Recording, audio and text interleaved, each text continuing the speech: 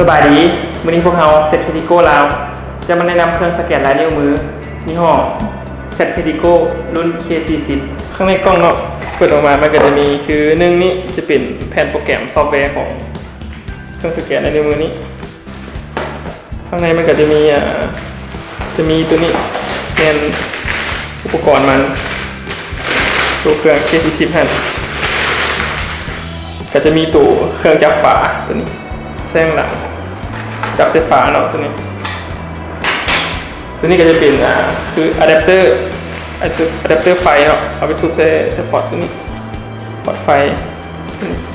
ส่วนตัวนี้จะเป็นคือจะเป็นพวกน็อตเอาไว้จับกับฝาพวกน็อตดามฝาคือหน้าตามันก็จะประมาณนี้เนาะมันจะเป็นอย่างนี้อันในบอลจัมนิ้วมือมันจะอยู่บนนี้ส่วนพอร์ตทางฝั่งนี้จะเป็นพอร์ต USB คือเอา USB สูบใส่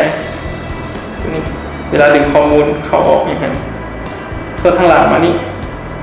มันจะมีตัวนี้แมนพอร์ตสำหรับสูบไฟเนาะสำหรับสูบไฟอะแดปเตอร์ส่วนตัวนี้จะเป็นพอร์ตแลนคือถ้าเอาไปสูบดึงข้อมูลจาก USB เขาจะดึงผ่านพอร์ตแลนไปจะสะดวกกว่าตัวนี้มันนี้เปิดให้เบิ่งก็เปิดมาก็จะมีตัวนี้เนาะเพราะว่ารุ่นK40 นี้มันจะมีแบตเตอรี่ในตัว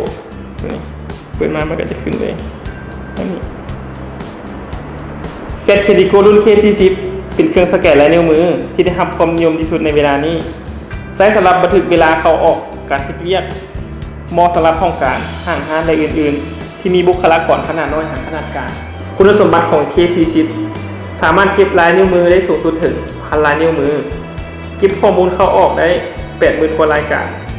ใช้ความไวในการสแกนนิ้วมือน้อยกว่า 0.5 วินาทีสามารถเชื่อมต่อได้ทั้งพอร์ตแลนและพอร์ต USB สะดวกสบายเวลาดึงข้อมูลของพนักงานสามารถสร้างผู้ดูแลระบบได้มีระบบสลิปโหมดเพิ่มอายุการใช้งานและประหยัดเวลามีแบตเตอรี่ในตัว